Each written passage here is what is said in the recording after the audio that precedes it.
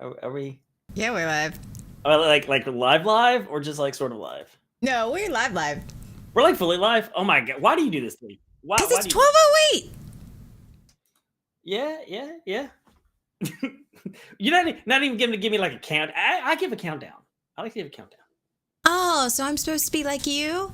No, Or you can be do you whatever you need a want. countdown? Then you need to expressly ask for the countdown. Hey, I really need a moment. 5, 4. Yeah, go to one. No, Go to no, one. that's okay. No, I'm good. I got No? my countdown. No, my countdown's good. You I'm set. good? Huh? You Uh-huh. good? Uh-huh. By the way, he drank halfway through his coffee, folks, because. It is. It is almost empty. I'm gonna have to go get some more in the middle of it. Oh, hello, everyone. Welcome to Waking Up, where. Yeah. I was gonna say where we roll a d20. No, wait, that's wrong. Podcast. No. Welcome to Waking Up. I am Anna, and this is my co host, Sean, and where we discuss mental health and our trauma and our religious trauma. And yeah, so here's our disclaimer so that we can get started on Sean's topic today. Yeah, he chose the topic, so so we let him go. So he's a little nervous. So here on Waking Up, we're not here to bash anyone's faith or religion. We think faith and religion are beautiful things when done in a mentally and emotionally healthy manner. We are not healthcare professionals. We are not guidance counselors, therapists. We are not certified in anything. I mean, we're certified in our field, but it's not the mental health field. So take anything that we say as our own personal opinions and experiences. It is not a replacement for mental health, professional mental health help. But if you do need professional help, we do have some information to help you get in touch with those who are certified and allowed to help you in that mental health field. Sean and I grew up in North Carolina in the buckle of the Bible Belt, in the 90s, early aughts. It was fine. Sean stayed in for another 20 years, but that's fine. And for those, we grew up Southern Baptist, and for those of you who don't know, Southern Baptist is a conservative evangelical denomination of the Protestant Christian faith. And what we've started saying is we didn't think they could get any crazier, and here they are. We were wrong. We were wrong. We were very wrong. Yep. So, yeah. Not pretty. So what's our topic today, Sean? No, our topic today. Topic today is trauma time travelers. Why our brain sometimes still thinks it's back in 2005, which if you look at 2005 and go, 2005 wasn't that long ago, was it? Yeah, it was. I have those moments where I'm like, yeah. So what does this mean? Trauma time travelers. So this is when something happens, it's a smell, it's a sound, it's a phrase.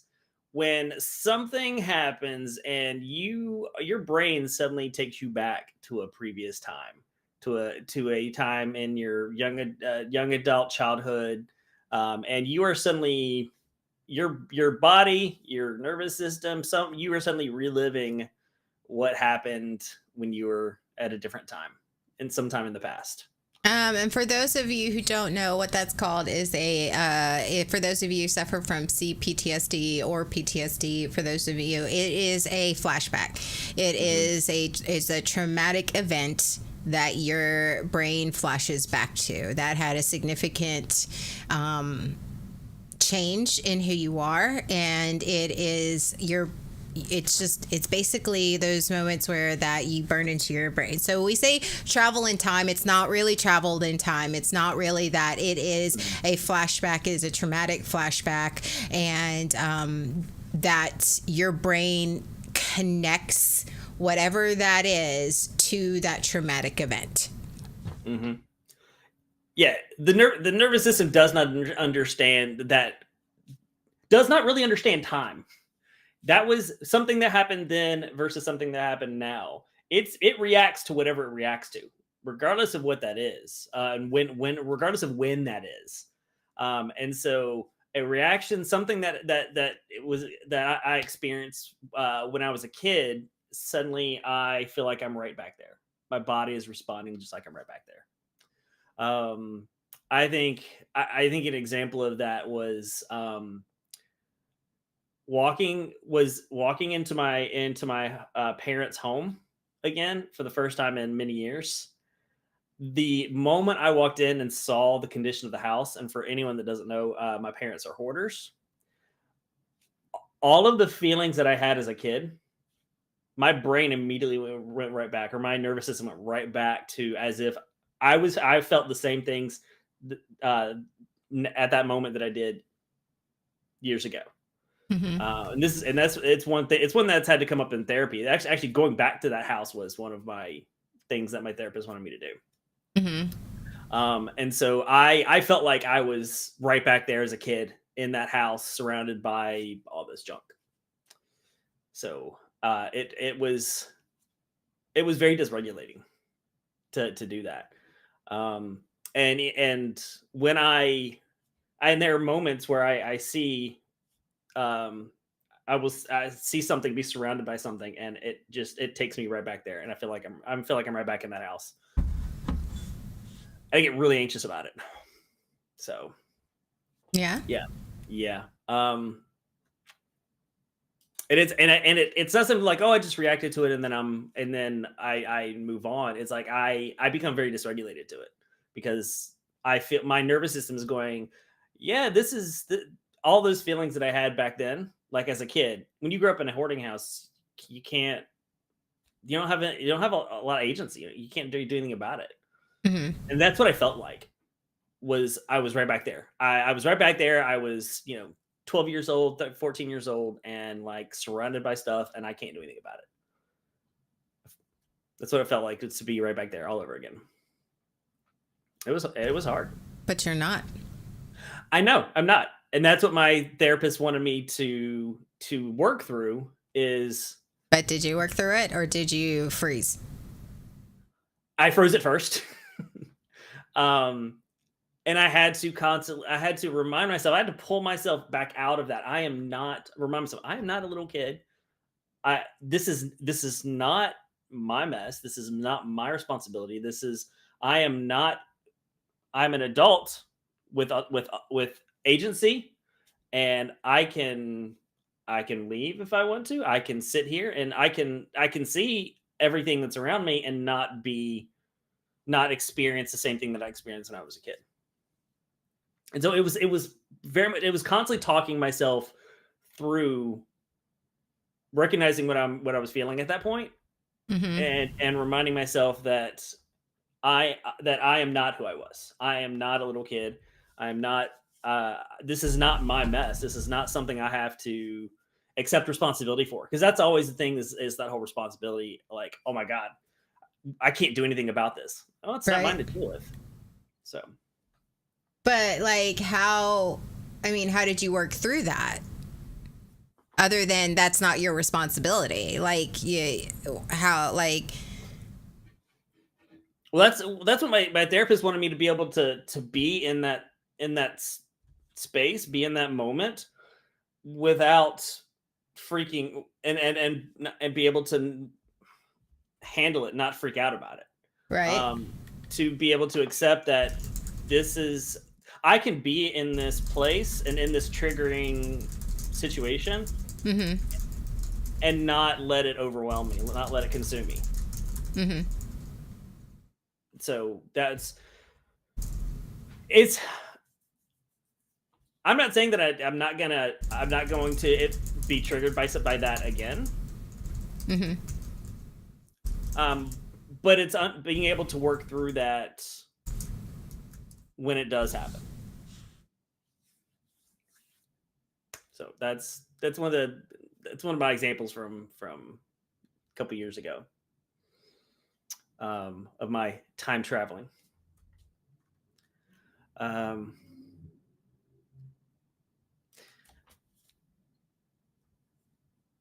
so it's if you've ever had a meltdown over something that wasn't about what was actually happening, that's one of the this is the right place for that.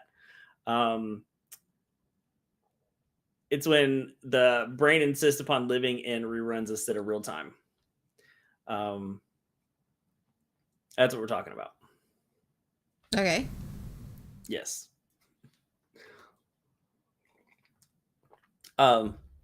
One of the funny things is it mentions the DeLorean without brakes as the time traveler. No flux capacitor, no brakes.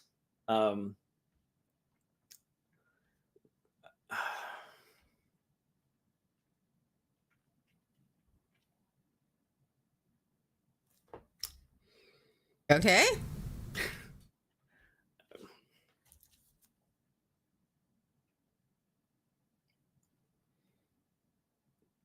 I feel like I'm kind of stuck right now. Okay. Why are you stuck? Because I don't know where to go. I don't know.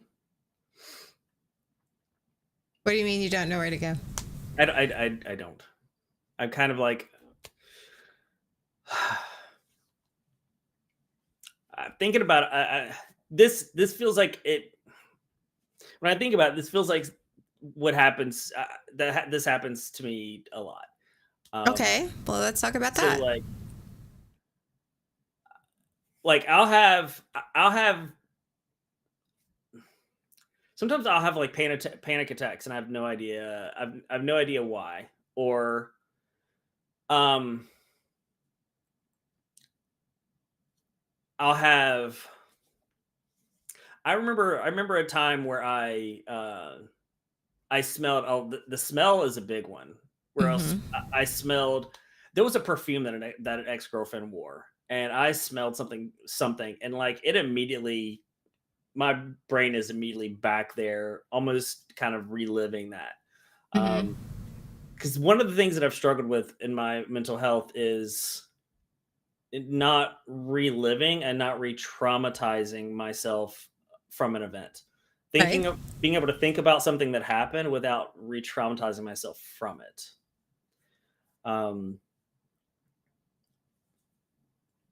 I think the thing is with that I have happened in re-traumatizing is it's all in how you approach it. It's all in how you face it, and it's not again my therapist says it's not about the why. The why doesn't fucking matter. The why is complicated. The why can be a wide range of things. The why doesn't matter. Why am I having this panic attack? Why am I feeling insecure? Why am I doing all these things? It could be a myriad of reasons. It doesn't matter because the why is never a definitive answer, and it actually really doesn't matter. What the question that I have to ask myself when triggered with an event like a trauma, a CPTSD event, which is what this is a CPTSD event is something, again, that instantly puts you back in that place. It's a traumatizing event. What is traumatizing me? What is creating this? Not why, because why is not ever going to be answered. What is it? How is it? How is it traumatizing? What am I feeling? Where am I feeling it in my body? Don't ask why. Ask the other questions. Those are more concrete answers. And I think that when you experience those situations, and it's just hard. Because the problem, Sean, is a lot of times that I've seen you do is you try to control the situation instead of actually facing what you're doing and facing that feeling and facing all of that and just going, okay, this is just a bad situation and a bad trigger that I'm going to have to ride it out. You try to control it. How quickly can I stop feeling uncomfortable? But the reality is, if you're going through a triggering event, you have to feel and experience that triggering event to understand where you need to heal. And by narrowing it and going, okay, I'm going to just not not relive this event is what's keeping you re-traumatizing yourself. Because the reality is that you have to experience everything about that event to know what is triggering you, how it's triggering you, how it's affecting you, and what is it that I need to focus on to heal from traumatizing that.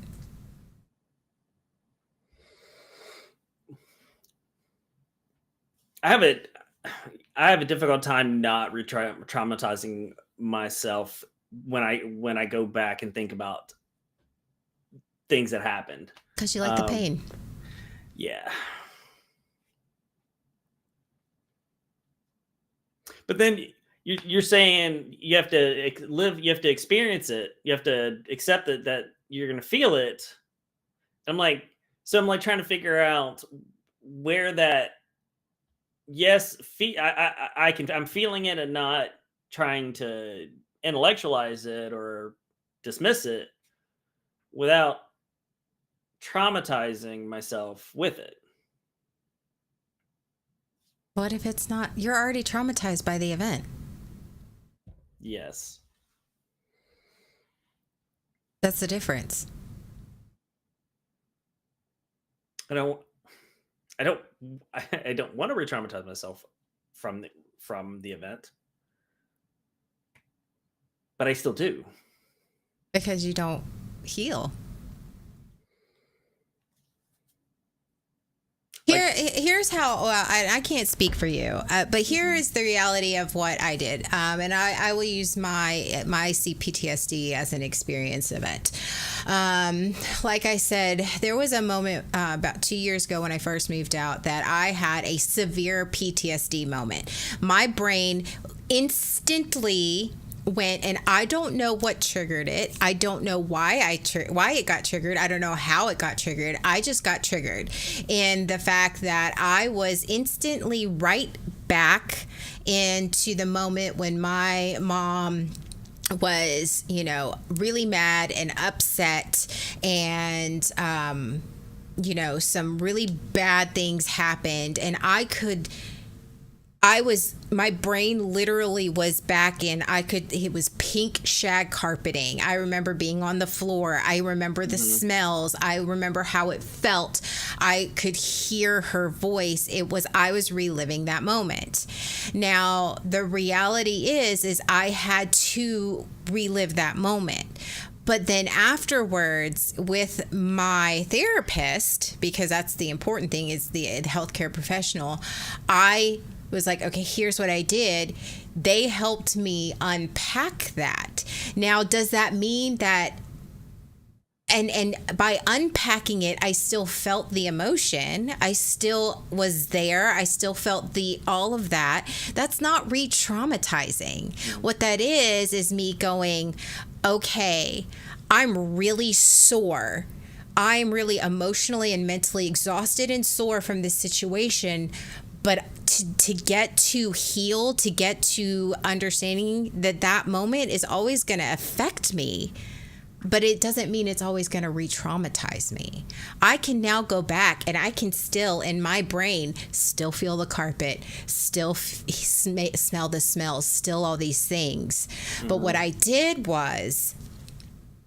is I took away that power from that event. I took by instead of running from it, I faced it. Instead of going, oh, this is an event and I don't want to be re-traumatized, so I'm not going to face it. I'm going to, oh my God, I'm feeling overwhelmed. I just accepted I was feeling overwhelmed. I accepted that this was an event. I was reliving this event. But I also had my therapist help me unpack that. And that's what is so important. Is that you're going to have, for anybody suffering that trauma, but it's not unpacking the why it happened. It's accepting that it happened. It's accepting it's a part of your now neurological makeup. You're never going to be able to, it's just like a big ass fucking scar. You're going to carry the scar. You're always going to carry the scar. Yeah. But what you're scared of is that you're afraid of reopening the wound. That's a good point. When it's not a wound, it's a scar.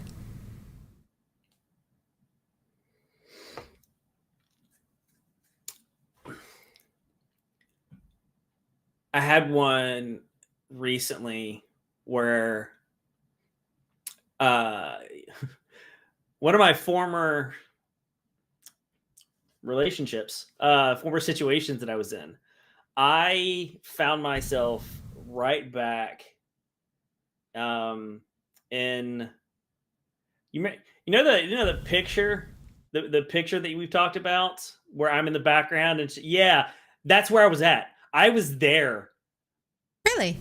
All of a sudden just triggered and bam, I saw that whole, and I was like, wow. Like it was almost, I couldn't in a way I was like, I couldn't believe that was a part of Okay, well then let's go down the list of questions you should ask yourself. Mm-hmm.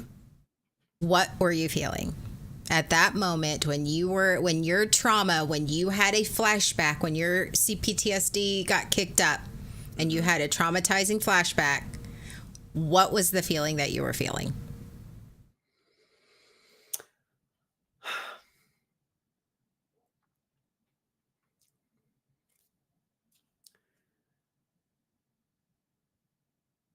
Mm.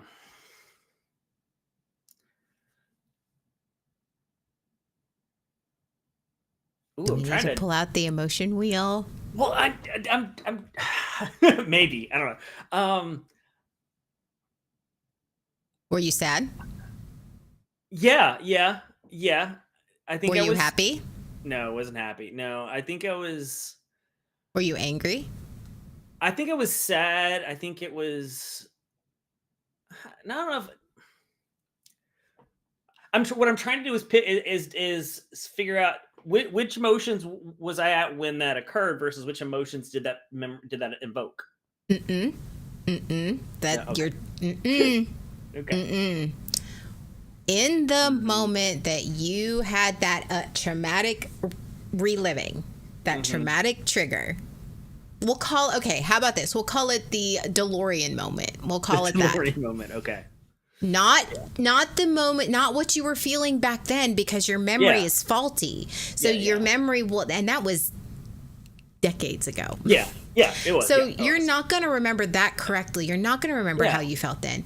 In the DeLorean moment, what were the emotions that you were feeling? Or emotion, just one. What stands out to you? Don't think about it. Just give it to me. Yeah, I think sadness was one. I think loneliness may have been another.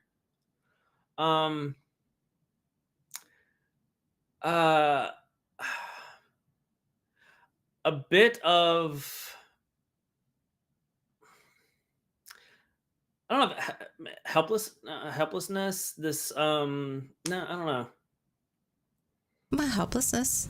Don't try to overthink it. You're overthinking it. Don't censor it. Don't overthink it. Just start listing emotions that you felt, whether big or small, whether you felt a little bit of it or a lot of it. So we have sadness, we have helplessness, we have loneliness.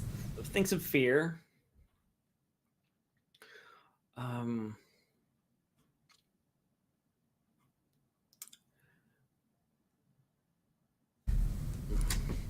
Yeah, that's what comes to mind. Okay, what do you remember from the flashback? What are the things that stand out from that? It was where people were standing. Mm-hmm. It was the way people looked. It was.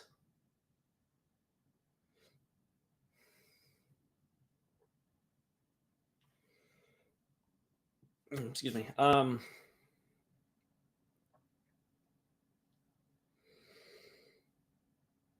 Yeah, that was I think that was pretty much it. It's just like visualizing visualizing the moment. I think Now, it's were you seeing yourself? Were you seeing yourself mhm. as who you were back then, or were you reliving it as the person you are right now?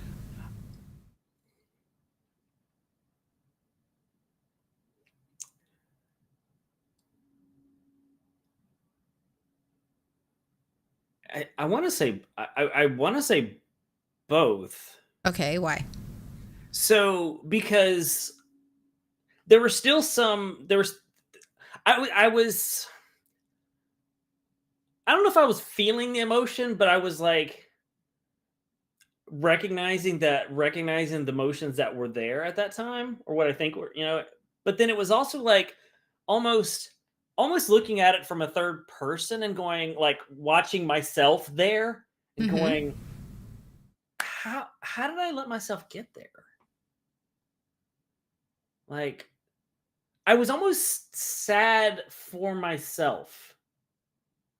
Yeah. Like, like, almost I felt bad that's like, I wanted to apologize to my younger self and go, "I'm so sorry."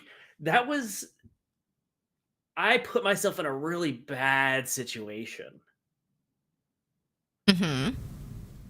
and I felt bad for that. Like, "Oh god, I did that. I did that." So you felt while re-experiencing all of this, Mhm. okay, you you felt how you felt in that moment, Mhm. but you also were able to pull back Mhm. and see the whole picture.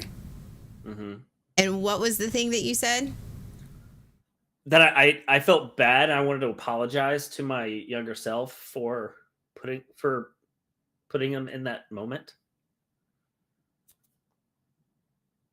Yeah. It's like, So you were feeling compassion yes, there we go. That's and yeah. compassion and Empathy. empathy Yes. for your former self. Yes. Yeah. That's not getting re-traumatized. That's how it's supposed to work, right? When you're healing, where you actually You yeah. put yourself, but you still feel all of the feelings Yes. because you have to. But what you did is you were reliving that moment. Mhm. But because you've done the work, you were able to step out and go, that was not okay. Yeah. And I'm sorry. It is apologizing and making peace with that part of yourself that was going, why did you put yourself in there? Why did you this? Mhm. You shouldn't have done this and you shouldn't have done that and you shouldn't have done this. It is you taking personal accountability for putting yourself for making maybe bad choices or make it, but really Mhm. showing compassion for a really hard time in yourself and going, you know, I'm really sorry. I recognize that that was unhealthy Yeah. and I am sorry. That's not re-traumatizing yourself. That's healing.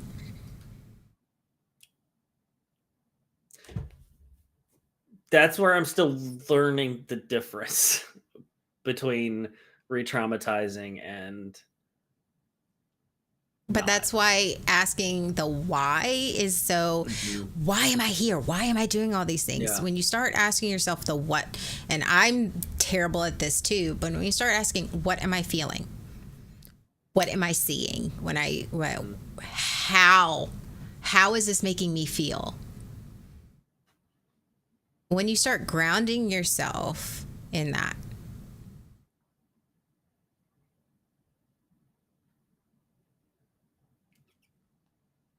Okay. So you were in that moment. Yeah. Oh, we get Sweet. the best Best, viewers. the best viewers. We have the best viewers already. I don't need to pay for Right, that we shit. do. Exactly. Yeah.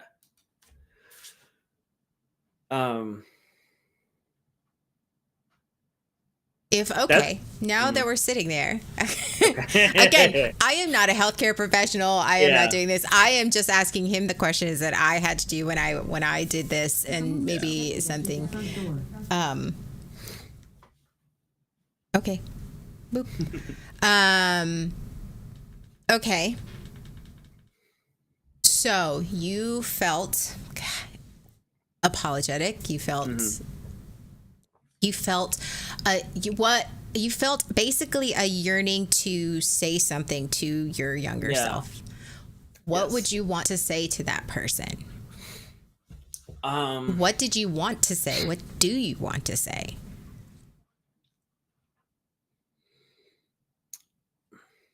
Not what you think they wanted to hear. What was the urge for you to say something in that moment where you looked at them?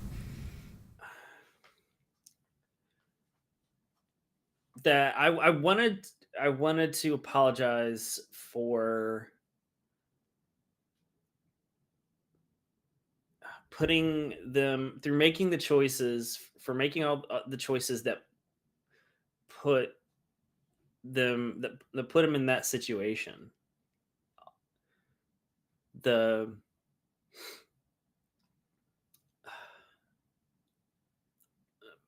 For all of, because those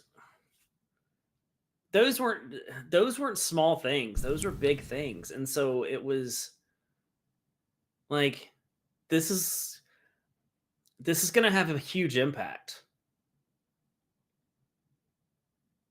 But you didn't know that back then. I didn't, but I know that now. Okay. But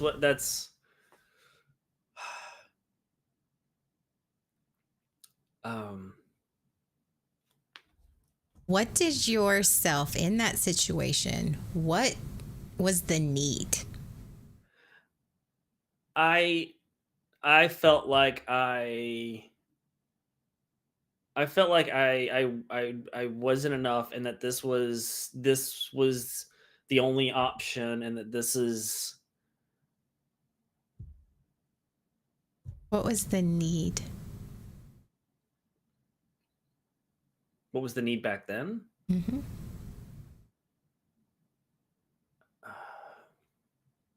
To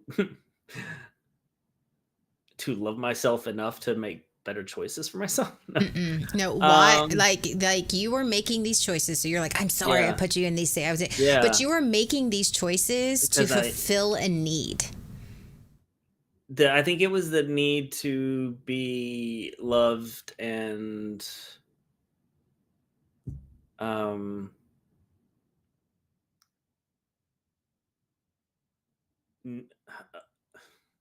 the need to be needed, the need to be loved, the need to be appreciated and validated.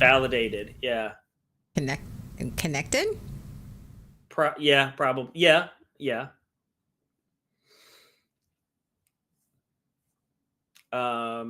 And the need, yes, yeah. I was gonna say the need to fix stuff, but fixing is because I needed the other stuff. Yeah.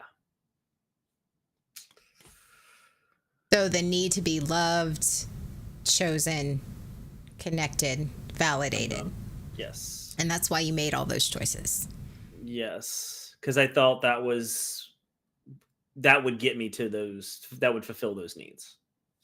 Okay, so when standing in that moment, that reliving that moment, but you were in that third person moment, and you had that need to apologize to yourself. Knowing what you know. And not condemning, not being judgmental, not saying you shouldn't have made these choices. Because the reality is you did. And you put yourself in that position. There's nothing wrong with that. because you didn't, as your therapist has told you, you didn't know any better. Just as my therapist has told me, I didn't know any better. You didn't have the skills, the tools, the knowledge, and you were still in that traumatizing event, and you were making these choices to fill a need. I did the best I could with what I knew. What when you got sent back and had that DeLorean moment, what did you want to say to the person standing there, to the Sean that was standing there in that moment?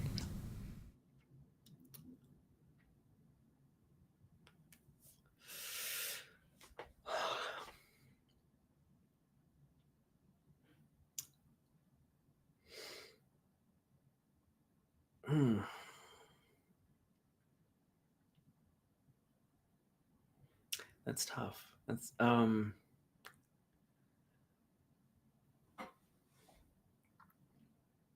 like the first thing that comes to, you wanted to apologize, right? yes. Well, like I want to say like you deserve better.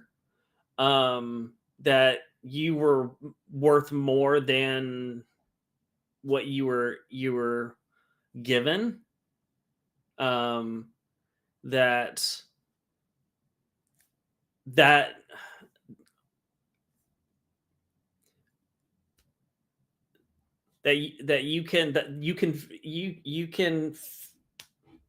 you can fill your needs by not subjecting and not being a part of that. There are better ways that you can do this, healthier ways to do that, to meet those needs.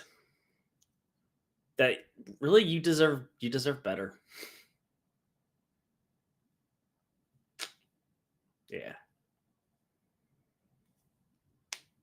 This isn't the only option. This isn't the only thing this isn't the only path.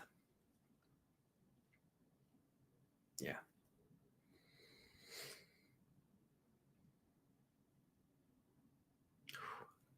I mean, that moment, and you looking back on that moment and talking to your inner self, you just learned to love yourself. What you did was you reached out to your inner self, your past self, in a very big traumatic moment for you.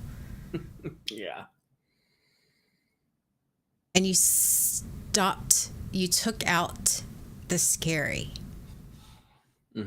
What you did is you relived that moment as somebody who is healing. And instead of condemning yourself, which you're known to do for that moment, what you did, and even just now, is you, instead of judging and condemning yourself, you just loved yourself.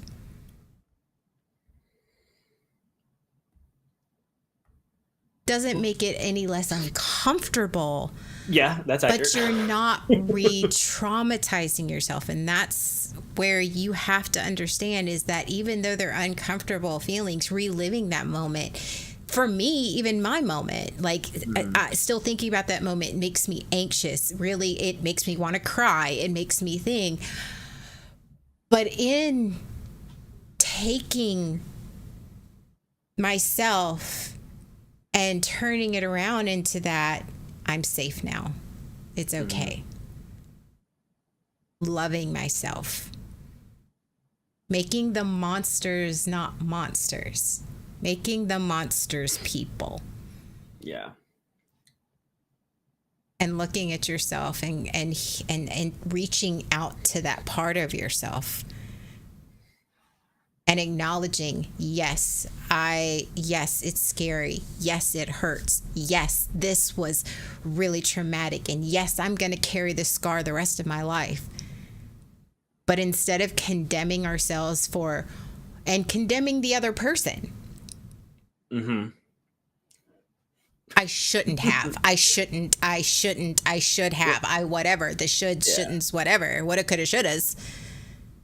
Instead of turning around and looking at yourself and going, I see why. But you didn't deserve that. You didn't. And loving yourself is not re-traumatizing yourself, Sean. Reliving moments like that aren't trauma. Well, I mean, it is trauma, but it isn't re-traumatizing yourself. Traumatizing. Yeah. You have to go through those moments and you have to face the scary to heal the hurt. I have been in that moment. I think part of why I've been in that moment and not had the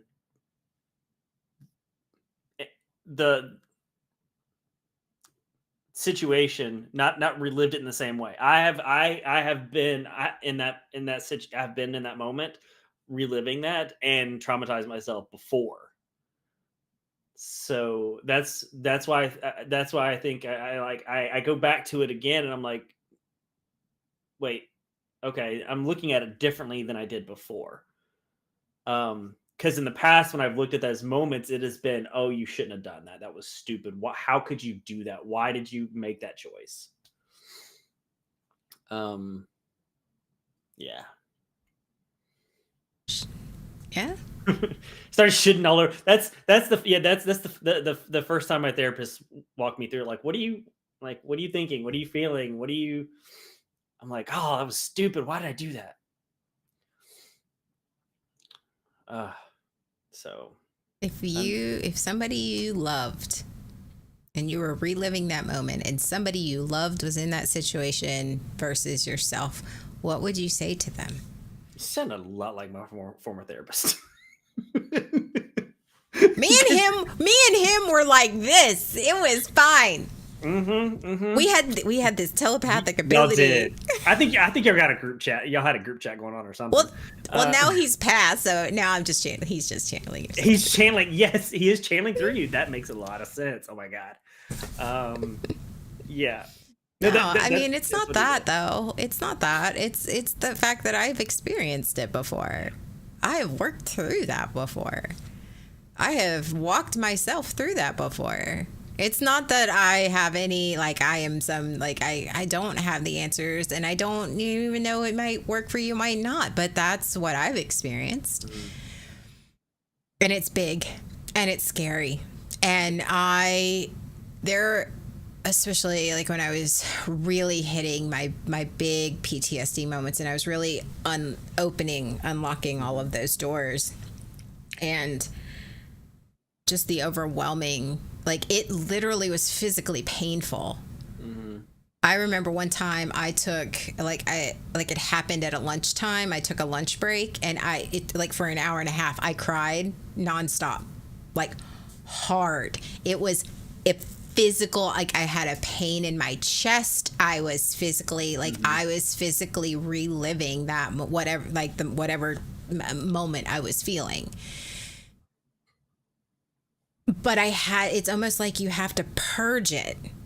You have to feel it, especially for those of us who like to take our trauma, whatever that moment is, and go shrink. Yeah, we're just gonna right there. I'll put this right here. And squish it down. Yeah, and we see the label, and we know what's in there. We know it's there, but we know it's there. Yeah.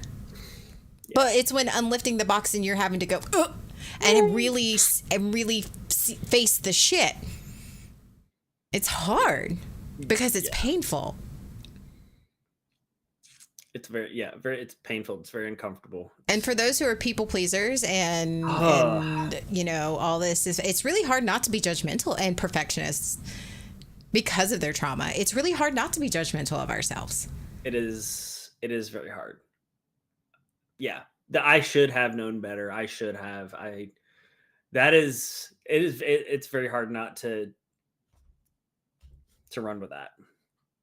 But would you expect a child to know how to read Greek? Yeah. Would you expect a child to know how to balance a checkbook or pay a bill? Mm-hmm. And paying a bill seems super simple when you're an adult. But writing a check. But just paying a bill. Yeah. You log in, you get the thing, you pay the bill. But you ask a kid to do that and they don't know. Yeah. But that's not because that they are incompetent or they're stupid or they should have known better. What it was is that they just they don't have the tools and the knowledge, and they don't have the capability. And it's the same thing. Yeah. That's very true. So that's something I've worked on when I do have these flashbacks, is not shitting all over the place. Shitting. Yeah, I know. It's yeah. Is to, because there is a tendency to do that. And so I have to stop and remind myself that this is, there's no I didn't know any better. I wasn't in therapy for the longest time. I didn't have the tools. I didn't grow up learning the tools. But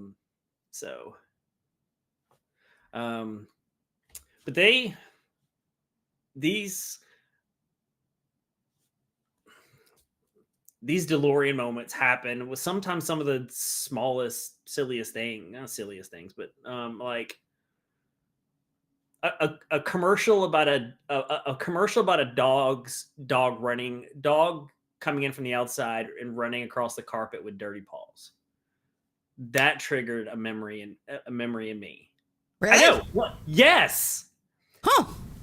So this was when I was married and living in the previous house.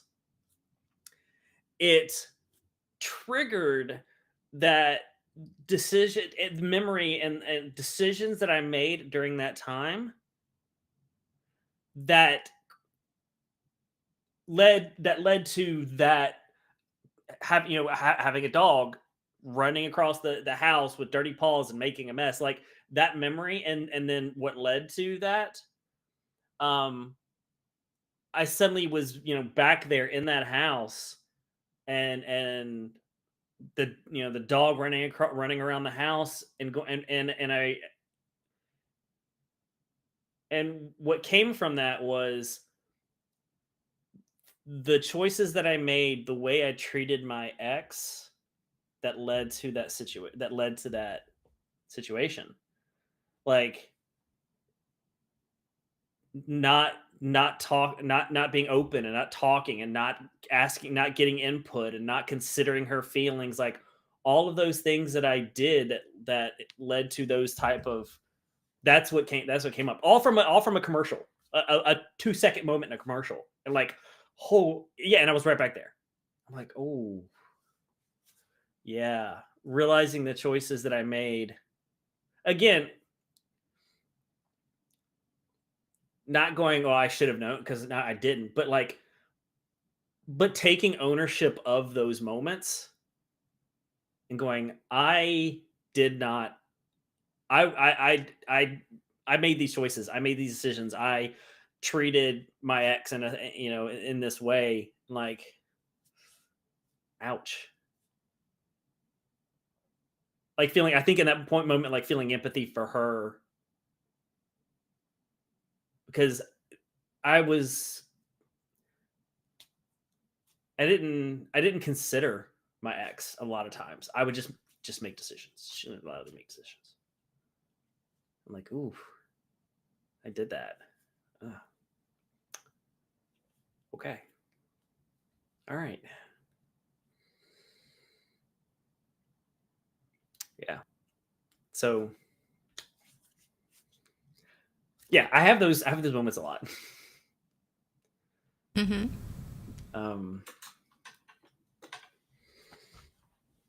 So that's what I was thinking about when I was looking at this topic, was all those moments where I'm suddenly back,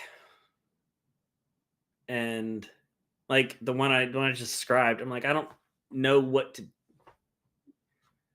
do with that. Sometimes We don't have to. I feel like I do. No, see, that's the perfectionist in you, and that's the whole point. Is not, you feel like you have to do something with it, when the reality is you have to just let it breathe. Mm-hmm.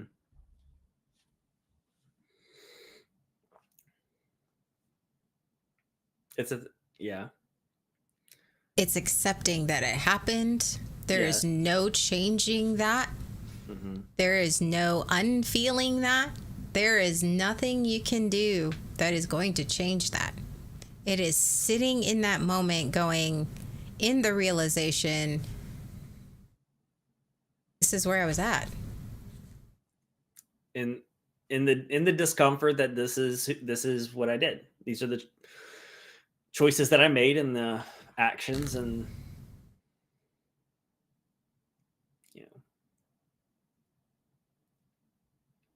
I don't like that I made them, but I made them.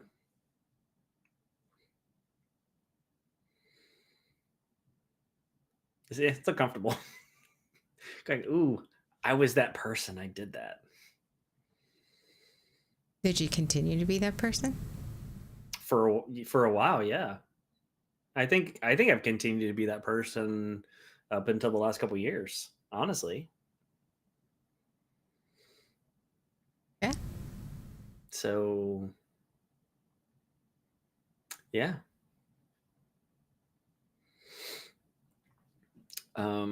What were your actions protecting?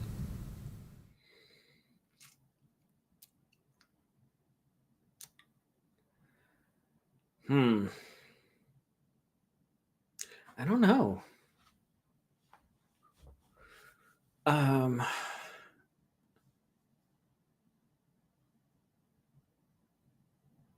That was that was also during that period of time where I was still trying to, where I hadn't deconstructed yet, because I didn't deconstruct till after till I was divorced. So I think that was also where I was stuck in the mindset that I had grown up with, which is the husband is the head of the household. And so I think I was, so it's like, it's very much like tied in with your religious trauma. yes, that I'm going to make the decision and she's just going to have to be okay with it. Yeah. I know, right? Yeah, exactly. I'm sorry. I don't mean your past self, but I think that also that's like what's happening is that you are, and you don't like it because you're that person. Because I think you've spent the past few years running.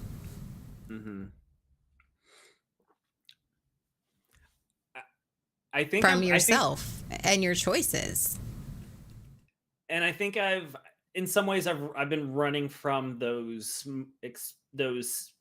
DeLorean moments where I've felt it and I was like, oh, that's uncomfortable. No, and I'm just gonna run. I'm gonna squash that and move on. Try not to think about it again. And so it keeps resurfacing because I'm not dealing with it. Which is probably why it happens so often, because I haven't dealt with them. Oh, all right. Yeah.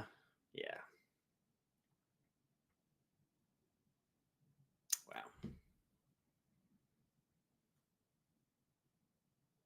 I didn't pick this topic. You did. I know. I know I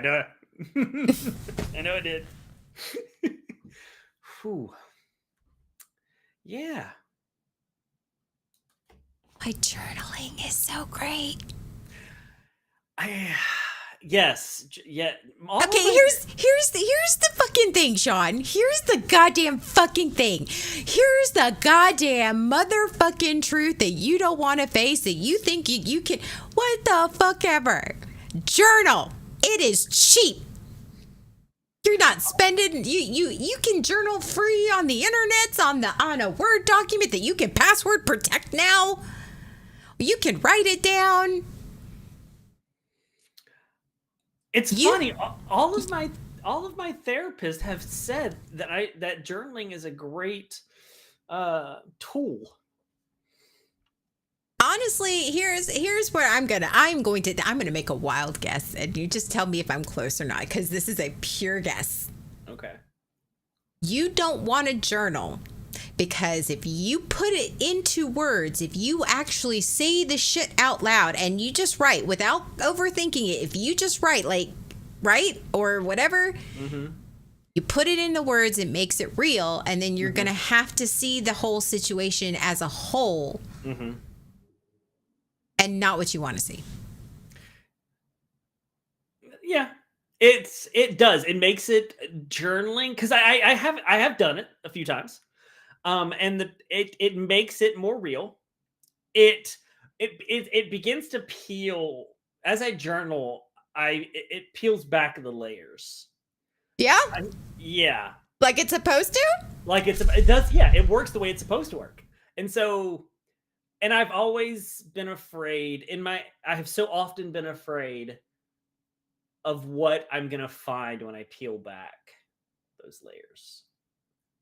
I don't want to deal with that. I've refused to deal with what I might find when I peel that back, and so I don't journal so that I can avoid dealing with whatever I might find. Yeah. And by avoiding that, How's that work? How's that working out for me? how is that working out for you? Not good. Not very good. Journaling has worked 100% of the time. Every time I journal, it has helped. It's done its job. Crazy, right? And yet I still don't do it all the time. Yeah, I know. What? Yeah. I do. So I do journal, and I type it out. And I try to just let it flow, which the perfectionist in me wants to like backspace and like, no, just type. And then accept whatever uncomfortableness comes from it. So when was the last time you did it? A couple weeks ago. Yeah. Yeah, a couple weeks ago. Yeah. It definitely becomes more real. Becomes more real. The emotions become more real. And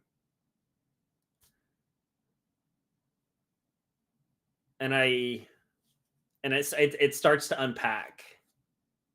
And I keep like I try to push through and just keep typing. It's not easy.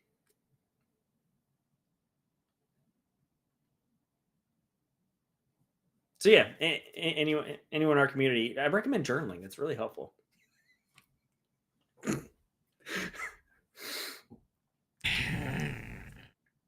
My homework is to journal more.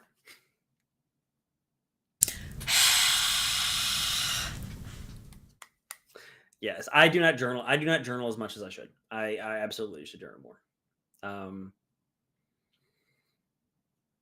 Yeah. 100% success record. Do you think I'd do it more?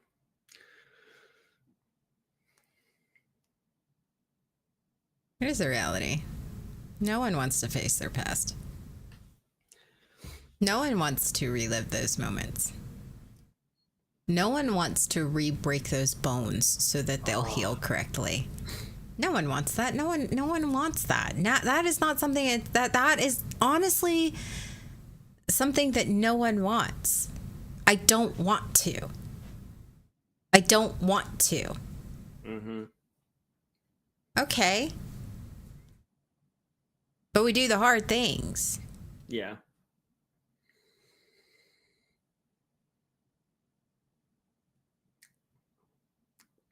Not wanting to and choosing to do it anyway.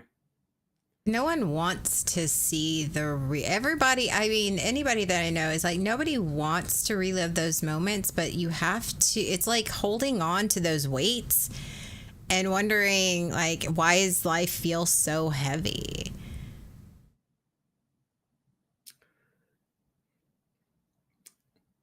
I think it's. I think for me, it's realizing that this idea that I created about who I am isn't the reality of how I acted. That's a tough realization to reach. Yeah. I was that person. I did these things.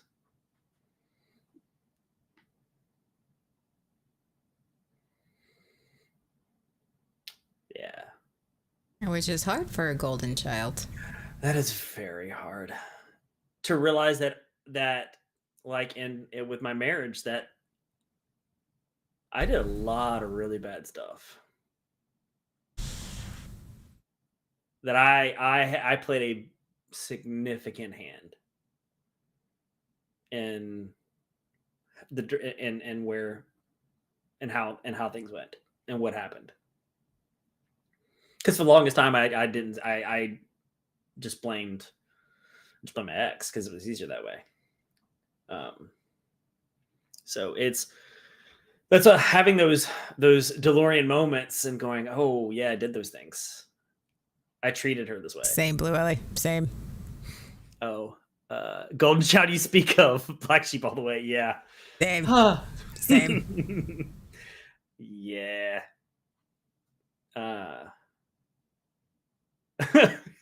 She backed away quickly. But yeah, you're right.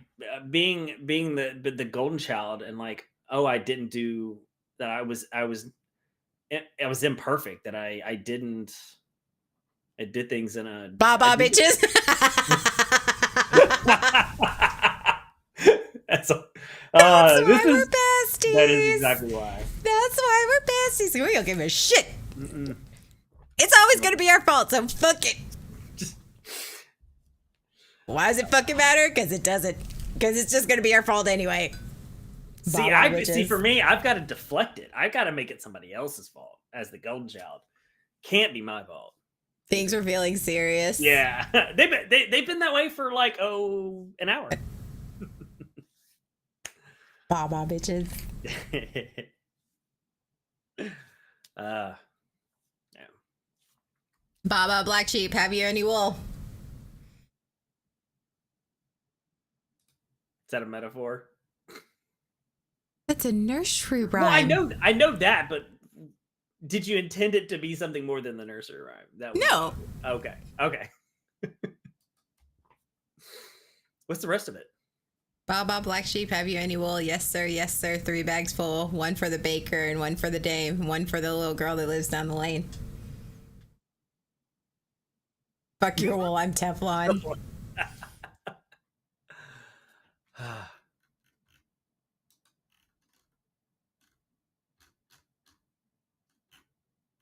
So. Oh, you keep scrolling trying to find something to pick up. Yeah. I'm like scrolling going, okay, what do I say? Oh, wait, I'm already at the okay.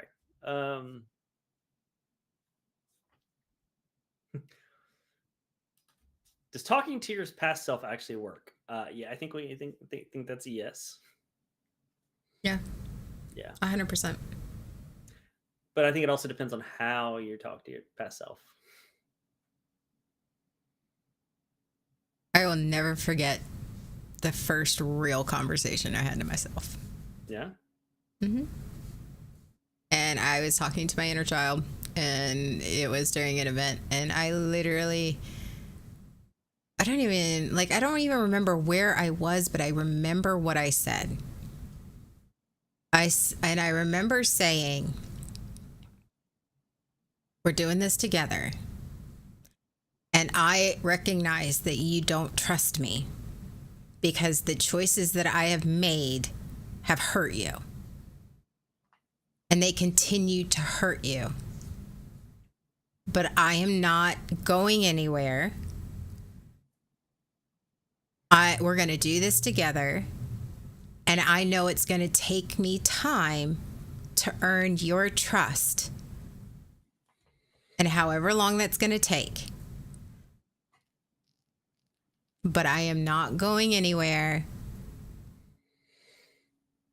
And we're going to do this together. And I love you.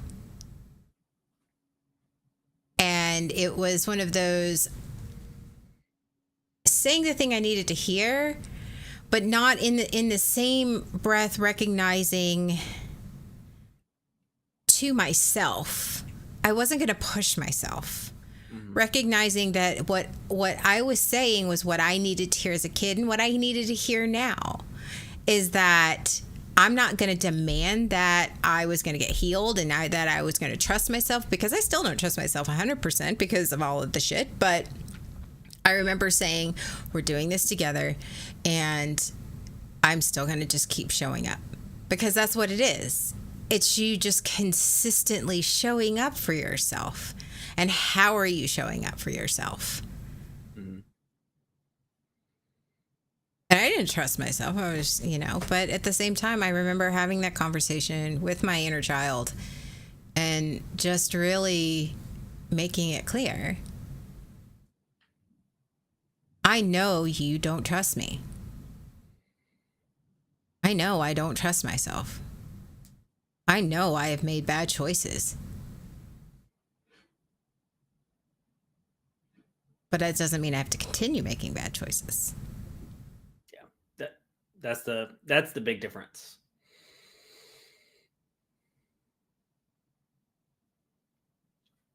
That's part of what I thought when I was thinking about that situation that we were talking about earlier. Was these are the choices I made. Just because these are the choices I made then doesn't mean these are the choices I have to make now. It doesn't mean I have to make the same choices. Doesn't mean I follow the same path. No, but at the same time, you can still make the same choices, but have a different approach. You know what I mean? Like, maybe you are choosing the same thing, but maybe for a different reason. Okay. Or maybe you're feeling a different need. Like, you can't avoid making, like, you can't. I think that's the thing. Is like, if you spend your time avoiding making the same choices, but what happened, but it doesn't mean it has to happen again. I don't know. I'm overthinking it. Yeah.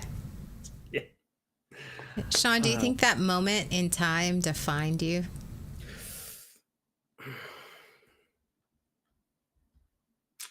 I think it did I think it did.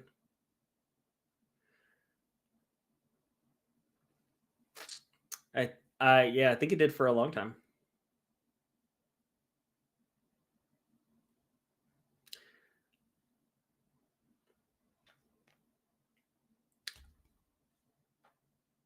It was part of what I thought about, and that was how did I make it through that? Like, I don't understand how to make it through that, but like,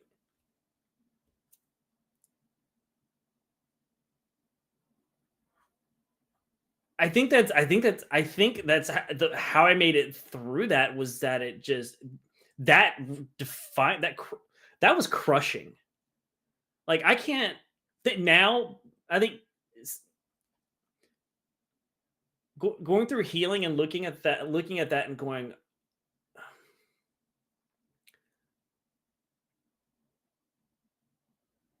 like, the emotions that I was suppressing, or like the mental gymnastics that I had to have done in order to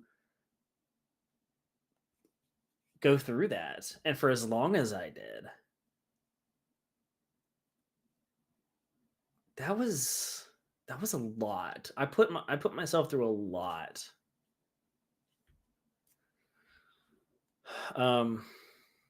Yeah. How did it define you? Because I think I came away from that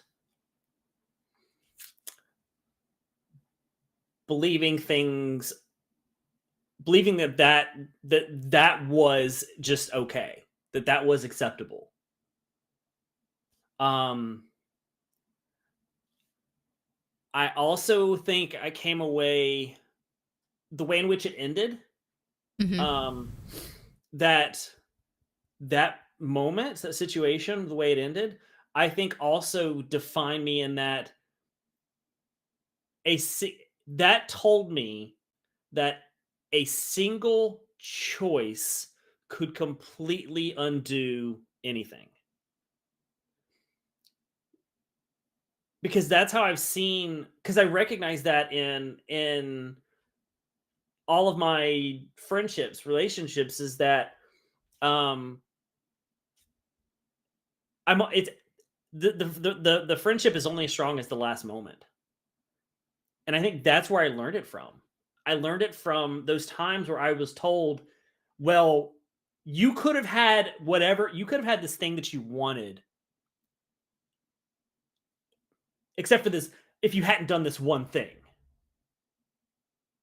This one thing kept you from having all that. And so I carry that into everything else where if one moment goes bad, it undoes everything. And that one moment, that one bad moment could stop me from having whatever it is that I want. So the world hinges on every moment, every conversation, every interaction. That must be exhausting.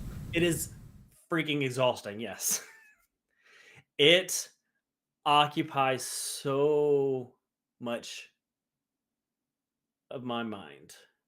It has been hard. That has been one of the very hard things to work through, is trusting that isn't, that even though that's what my nervous system is telling me, that is not reality. Must be hard when you project that on other people.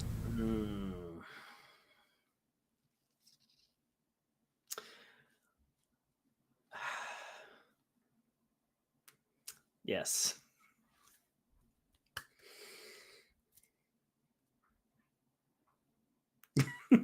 Hi, Asta. Hey, Asta. Sean is very grateful. Sean is very grateful that you are late. Mm-hmm. Oh, it has been an episode. Yes, it is very unfair to all the people in my life that I project that onto them, that they're only as trustworthy as that they're, how they see me and how they see our friendship, relationship, and use them interchangeably, is only as strong as that they are the person that would just walk away just because of one moment. Which to make this even, to divulge even more about how this works in my head, because the moments that I create, the moments that I hinge, are sometimes moments that only exist. I have many feelings, and I'm just not sure if it's trauma or bipolar. Okay. Well, we'll sit with you during those moments. Yeah. Sometimes those moments that I think have a hinge the relation. You know, if this one moment, I'm afraid that everything's going to go bad because of this one moment. Those moments are often in my head and in my head alone. Is it the truth, or is it the truth according to Sean? It is the story I'm telling myself. It is in my head alone. It is me. Like, oh, I can't believe I said that. I can't believe I did that. That was stupid. I must have looked like an idiot. They're gonna think this. It is the moment according to me. Mm-hmm. So it's not even like a legitimate, we had a conflict and I'm, and I don't know what's gonna happen. No, there was a moment, and in my head I see it a certain way, and I'm telling myself a story. And I think what people like okay, I don't want to say people. I think for myself, when I have DeLorean moments, when I get my PTSD or my CPTSD gets flashback to whatever traumatic moment I'm living, in that, I think for me it's like the how question. Not the why, the how question. How did that define what I did? How did that define me? And does it still define me? Because I think that's where for example, that whole situation with my mom, how that defined me at such a young age was I learned to conceal everything, to mask. How did that affect me is I learned how my feelings, regardless of what they were not a sort, like I wasn't allowed to express them. Mhm. And so I learned how to mask. Not that I wasn't feeling them or trying not to feel them. I learned how to mask all of the negative feelings. And I learned that how to minimize, and that I shouldn't be feeling these feelings, or why, that's the how. How did that moment define me? That moment defined me that way. And the how did that define me is, for me, the source of what I need to focus on. So, and that's what I did, is I focused in on, okay, that's how it defined me. And was that a healthy or not? Usually not. Yeah. And what does masking bring you? What does masking bring you? Masking brought me safety. And that's usually what masking does for me, is it masking how I felt, or, all those things. Masking brings safety. Mm-hmm. Keeps me safe. But in that, okay, how did that define me? I learned to mask my feelings and not feel my feelings. So what I worked on was taking down the mask and learning a healthy way to express and feel my feelings and verbalize how I was feeling. Yes. Oh, yeah, Asta, absolutely.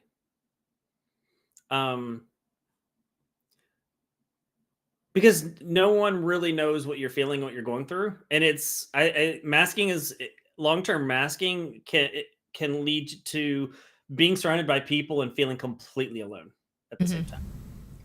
Because nobody really knows you. Nobody knows the truth. Nobody knows how you really feel. You're dying, and you got a smile on your face, but you're dying inside. Mm-hmm. I masked for asked us on a three stream streak. Yay. I masked it for safety as well, for protection, but it's protection of I have to be perfect. I can't show these emotions or these feelings, or because if I showed them, then that's going to be a problem. For nobody wants to see that. Nobody wants to deal with my emotions. I'm going to be a burden. And so it's the safety of not giving people a reason to leave, and to see me as anything but perfect. Yeah. So yeah, that's so, and you're right. I felt very isolated. Because nobody really knew. And if nobody knew, it was easy for me to jump from nobody knows to nobody cares. When in reality, I'm the reason that they don't know. It's not because they don't want to know. It's because I won't let them know. Mm-hmm. I did it so no one would bother asking me difficult questions, but I felt really alone for many years. And that's the dichotomy of it, Asta. And that's the dichotomy of masking. And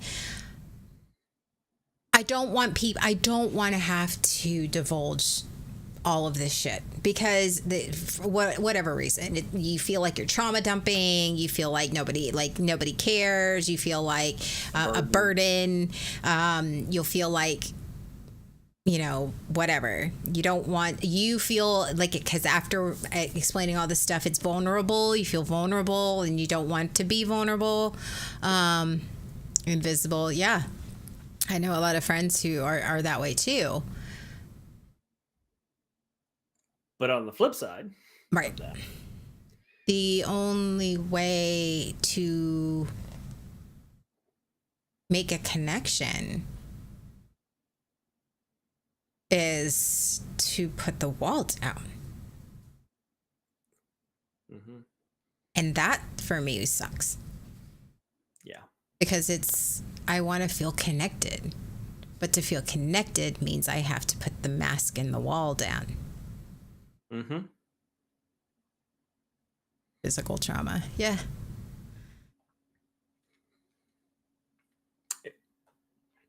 Yeah. If you're not noticed, they don't see you. Yeah. And if they don't see you, you can't be the problem. Yes. And if you're not the problem, you're safe. Yes. and it's so hard. It goes back to what we were saying about the nervous system doesn't know about time. It just knows about it's how it reacts and what it's learned to react to. Yeah. So that stuff and that stuff will continue to happen until you heal it, and even then I don't know if it necessarily always it ever goes away completely. I don't know, but I think you learn to manage it better. Um, So, question. yes. How did that moment, that mirror moment, define you?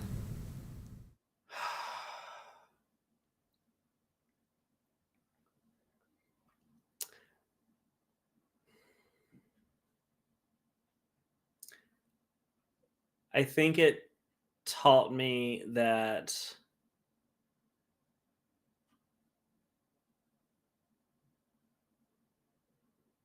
I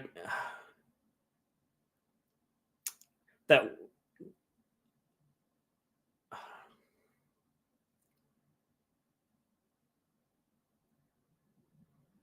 I can never have what I want.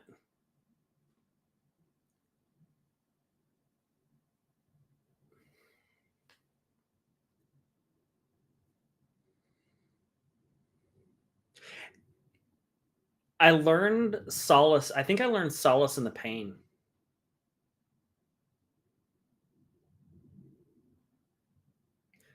I learned that the constant chase and never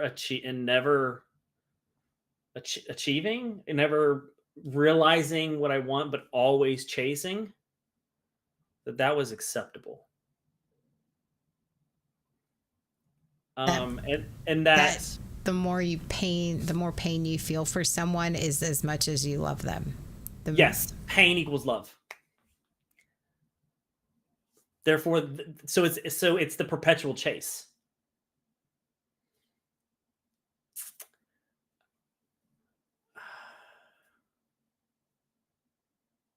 and how did that affect your marriage? Because that moment was before your marriage. That was yes. Ooh, I th- mm. Sorry. Whew, no, it's okay. It's okay. My marriage wasn't a chase. It was quite the opposite. Well, the relationship, pre-marriage, it was never a chase.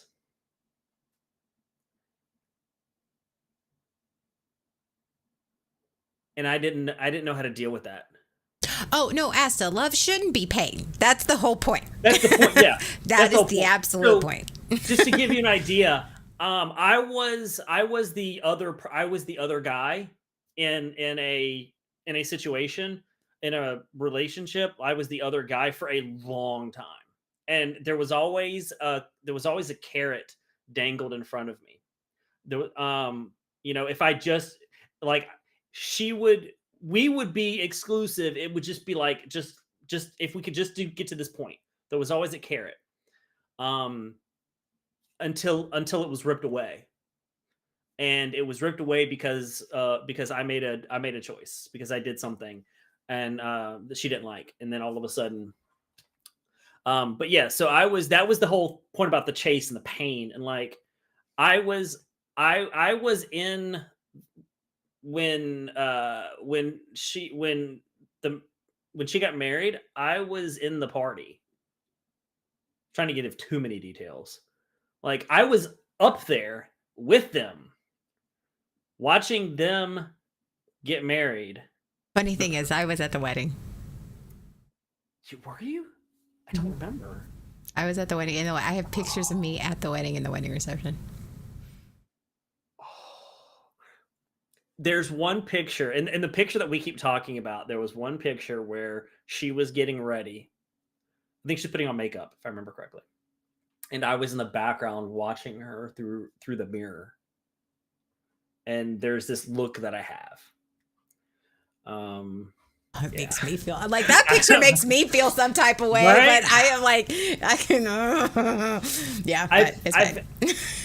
that wasn't the only traumatic relationship. That wasn't the relationship that necessarily taught me these things exist.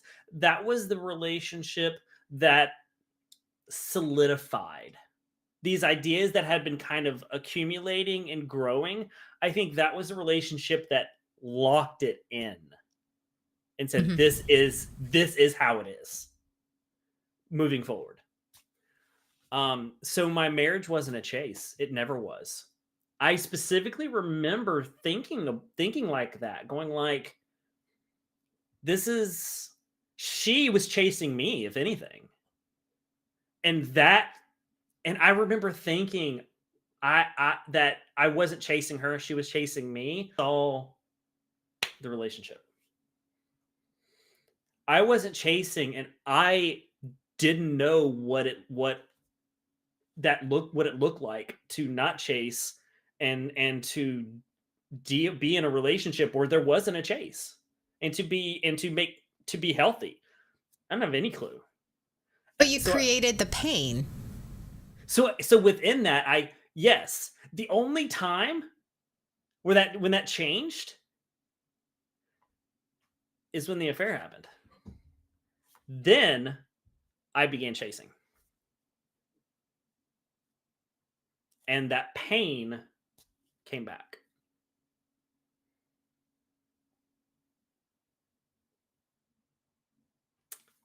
Yeah, that's why I think that the picture relationship. That's why I think that had such a defining was it such a defining moment for me. Do you think, okay, do you think that that's why you create those scenarios then? Like, we've talked often about how you are an emotional cutter, Hmm. and you crave that drama and you crave that. Do you think maybe that's where that comes from? Is that you create these stories about the people you're attracted to, the people that Hmm. you love, the people that you care about, that you create the pain because the more pain you endure, it proves how much you love them. Hmm. Yes, I would say yes. Hmm. Without the without that pain, something isn't right. Was the carrot real or just a lie to keep you involved to profit from? Okay, you define that. I gotta pee. Hey, Asta, nail on the head. Hindsight being what it is, healing. I believe the carrot was always. No, I don't say that. I don't think the carrot was always a lie. I think there may have been moments where the carrot was real, but I think for the most part, the carrot was a lie. Um, I because I don't think that it was ever. I don't think it was ever going to change. Um, yeah, I think it was. I think the carrot was a lie. Um, but what hurt so hard is I was made to feel that when the carrot was taken away, I was made to feel that the carrot was taken away because I screwed it up. Because I got triggered and I screwed it up, which is such a problem because the carrot wasn't real anyway. Um, so yeah, that's why I think that had such an impact on defined me going forward. So yeah.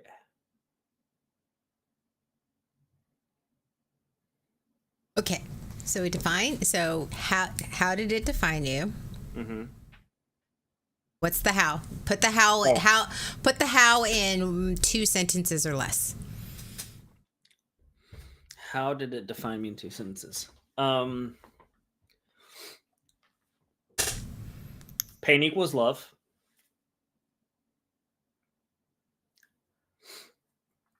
Um, and um the relationship is only as strong as the last moment. Okay. So there it is. Hmm. There's the how of your DeLorean moment. You also showed compassion for yourself in that moment. Hmm. Now, now we know the how it defined you. Okay. Do you want to do with that information? I still think I am way too insecure and think people take advantage of it. Maybe. Because there are some assholes out there. Hmm. And insecurity is absolutely something that is a piece by piece, like baby step by baby step. Like, Hmm. a lot. I hate those people. It's just like, oh, just change an outfit or lose some weight and you won't be insecure. I'm sorry. Okay, so I'm going to go on a tangent for a second, but like, especially those people who lose a lot of weight, as somebody who's lost a lot of weight, like that is why if you lose a lot of weight, they still encourage you to go to a therapist, because it's like, if I lose a lot of weight, I will be confident. But the confidence is like, okay, you feel confident about how you look, but the rest of the shit that you had, the trauma from being overweight or whatever it is still fucking there. And you also add on the trauma of what happens when you gain a pound after that, or a Yes. couple pounds. So then you have because then you begin freaking out, like you don't want to go back to there, and so then you potentially do make unhealthy choices to prevent that from happening. So it actually adds in a way to it. And it's that whole, the insecurity of like, no one loves me if I'm not thin. Yeah. And then somebody, now I can find love because I'm thin. But you find the love that is thin, and you gain that confidence, and you start feeling more like yourself. Mm-hmm. And then people find you attractive, and they want to get to know you and all that stuff. And then you're like, but if I gain weight back, no one's gonna love me. Yep. It creates another level. You're trading insecurities, really. Oh yeah. Because because your insecurity isn't fixed by that one thing. So I gotcha. But okay, so we know right. the how. Yes. We know how it defined you. Yes. Now what are you going to do with that information?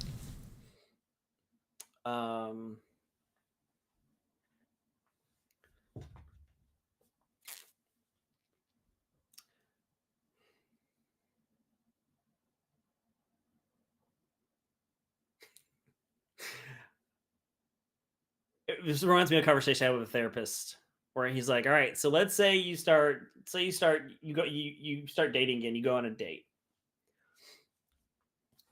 What are some red flags based on what you know about yourself now?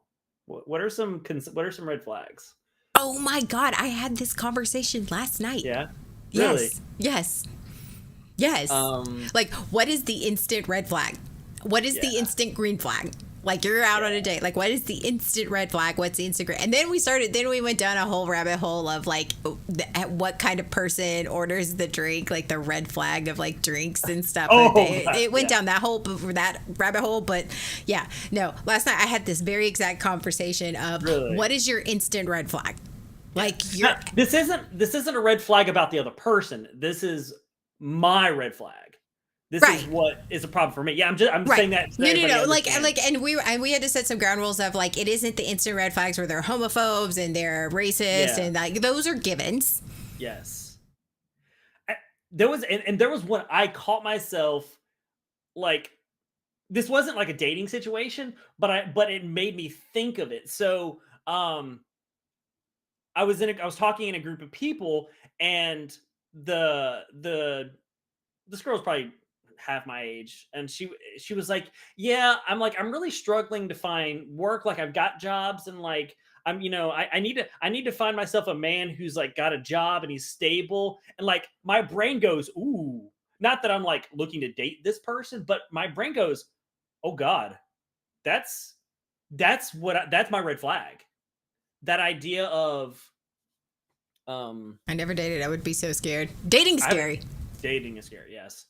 um so that remind me of one of my red flags is because I want to fix stuff. Like, so so the person, if I'm on a date with someone and they're talking about, yeah, like I'm between jobs, or like I'm doing this or that, or I've got this issue, or like my ex won't leave me alone, like there's a problem. And this isn't a red flag on the other person, this isn't mine. If they present a problem for me to fix, Right, Jay. Right. Danger Will Province it, yeah. If they present a problem for me that I'm like, ooh, I can fix this. That's a big red flag for me, because that makes me go, ooh, I can fix this. I can do this. I have a purpose. And so I'm like, I can't. That is a red flag for me. If I'm looking to date someone that has something obvious that I feel like I can jump in and fix, could be a problem. Not that they have to have their life together, but like, if they're presenting something to me like that, I'm like, I have to be careful. She literally said, Sean, I'm looking for a man with a steady job, basically so that she didn't have to work. Probably, yeah. Now, she wasn't talking to me directly. It was in a group. She was actually saying it to somebody else. But yeah, but that's what she said. I'm like, that's a red flag for me. It's probably a red flag for anybody. But no. Yeah. Some people want that. Some people do. Yeah, some people do. You're right. Some people are looking for that. So the other is that chase, that the person is unavailable in some way, because the person is physically unavailable, like the person is emotionally unavailable. The person is in a situation that makes them unavailable. Because that creates a chase in my head, which is unhealthy for me. Yeah. So those are things that I have to be careful of when I'm talking to somebody. Yeah. The white knight. I gotta be careful of the white knight. So what about you? Me? Yeah. Oh, red flags for me. Well, first off, like, just here's the given where they're talking about their exes are always the crazy one. When any single time that they go, my exes are the reason, like, blah, blah, blah, I'm like, all my exes are crazy. Mm-hmm. Yeah. And they take no accountability. Like, there's none. That almost ended our friendship. After the reboot. Yeah? Did it? Did it? It did. Yeah, it did. Red flags. There's a lot of them. It's the you're broken, let me fix you. If you talk about a situation in your life, not because you're looking for someone to fix it, just because you're talking about a situation that you happen to be in, and their response is, I can fix that. Or they start, I think when it's not, like, I start talking about like a situation I'm struggling with or whatever, and they start giving me solutions. Oh, yeah. You got enough of those people in your life. Yeah.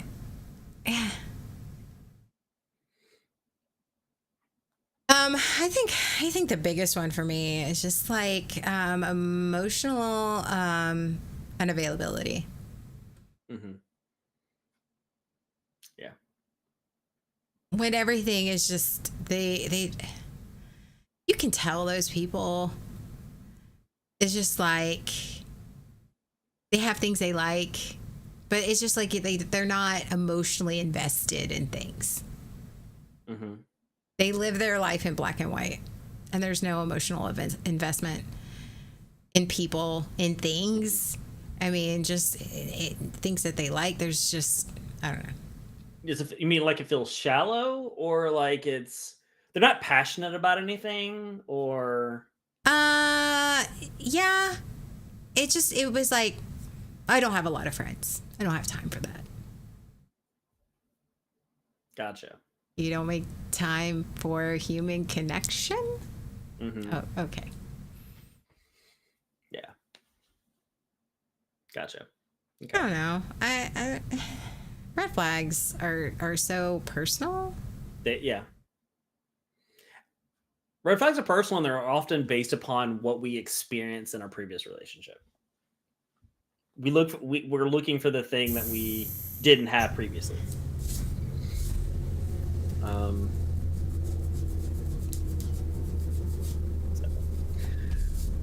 Yeah. Okay. You're the one that chose the topic every single time. You could like fucking choose these topics. I know. You tell me you tell me to choose a topic, and then this happens. I'm like, okay. You choose the topic, then you get stuck. Then I get stuck. Exactly. And I get stuck in the topic. I'm like, all right, I don't know. All right. How about this? Tune in tonight to Pep stream. Are you streaming tonight? Yeah, as far as I know. Yeah. Building the Legos tonight. That's what we're doing. Are you almost done? With building Legos? No, with your little like jazz club. With my jazz club. Yeah, I will be done in a couple weeks. I'm about like 11, so out of 15. Oh, that's not too bad. Yeah. And then I get to build the Lego set that I got as a tribute to you. Oh, you finally got me one? I finally got one. Yes, I did. So, all right. Dorian Sombra tonight. What time? 6:30 Eastern. 6:30 Eastern on my channel, Dorian Sombra. Yes. So go watch him build some Legos. Yep. And I'll give you the rest of the rundown for the week at the end of that. All right. So we love you guys. Good. We're gonna let him decompress from being traumatized. So thought you did bag 11 last week, Pep. Oh, okay. You're probably right. Bag 12. I think we're on bag 12 then. Thanks for keeping me straight, Asta. I appreciate it. All right. All right, guys. We'll talk to you later. Bye. Did you really just high five over me? No, we didn't. Okay, we're live. Hey. Hello. Last week, You don't even do that well from the front seat. Okay. And the bear's coming with the cup and spoon. That's a straight up PBR for the table. Yeah. I think it called. She ain't judging.